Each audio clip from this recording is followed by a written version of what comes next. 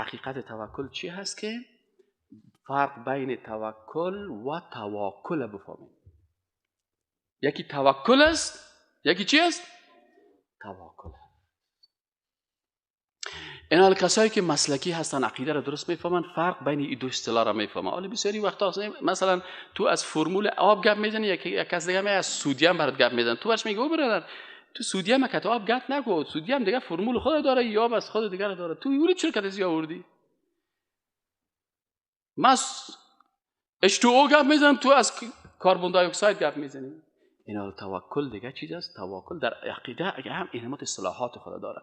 از این خاطر بسیاری کسایی که تو احساساتی برخورد میکنه اون نمیفهمه، به خاطر مسلکی نیست، نمیفهمه. اینا کلمه توکل و توکل علما، مفسرین، علمای عقیده، متخصصین اسلام، قرآن شناسا، حدیث شناسا، عقیده شناسا یا سر از بحث کرده. وقتی که من کتابایش دیدم، مثلا علامه شعراوی یک مفسر بسیار بزرگ از علمای مصر است، این سر از بحث کرده، دیگه علمای دیگه سر از صفحات از تفسیر نوشته کردن و فرق بین توکل و توکل گفتن. و عمر فاروق رضی الله عنه 14 قرن قبل فرق بین توکل و توکل بیان کرده.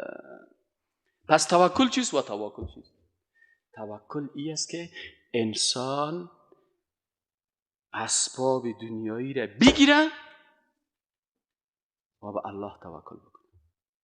دیقان زمینه زراعت بکنه، وقت به وقت آب بده، آنچه که قانون زراعت است سر زمین خود تطبیق بکنه، باز در حاصلاتش به الله توکل بکنه که خالق الله هست، روزی دهنده الله هست، به الله توکل بکنه. از این خاطر در حدیث شریف امام ترمذی از انس بن مالک رضی الله عنه روایت میکنه، میگه قال رجل یا رسول الله، میگه کس آمد پیش پیغمبر صلی الله علیه و سلم، بر پیغمبر صلی گفت که من همیشه تو رو خدا اما تو در پشت خانه ایلا بودم یا امو رسمانش در یک جای بسته بکنم. رسول اکرم صلی الله علیه و سلم گفت که این صحابی گفت قال یا رسول الله اعقلها و اتوکل، آیا من ایره بسته کنم و توکل بکنم او اطلقها و اتوکل، یا تو ایلاش بودم و توکل بکنم؟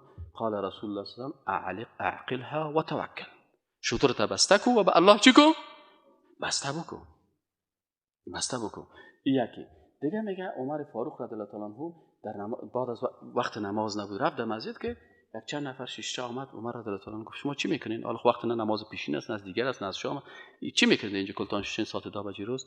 یا برشان پرسان که گفتن که نحن المتوکلون، ما توکل میکنیم به خداوند. خداوند بر ما این مسجد نانا میاره، هوا میاره، روزه میاره، قرار شیشه نمیشه، از صبح تا شام ذکر میکنیم. میگه عمر رضی الله عنه برشان گفت نحن المتوکلون علی الله و یأتینا رزقنا. قال بل انتم المتواکلون، گفت که شما چی هستین؟ متواکل هستین. ان السماء لا تمطر ذهبا ولا فضه، آسمان طلا و نقره نمیباره که تو باز بگیری برای چیز کنی. شما متواکل هستید. پس متواکل کسی است که اسباب دنیایی را گرفته و به الله توکل میکنه، و متواکل کسی است که اسباب دنیایی را نمیگیره.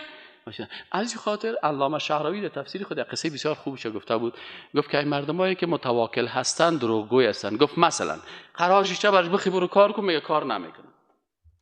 چرا کار نمیکنه؟ میگه والا ما به خداوند توکل کردیم. باز برای نمی نفر که یک غوری پلو بیاری متواکل سید تو بگی بخو، بازی متواکل فوراً از دست خود کار میگیره. میگه اگه دروغگوی نمی بود باید دست خود کار نمیگرفت دیگه. قرار میشید برنج میگه بیاد که دانم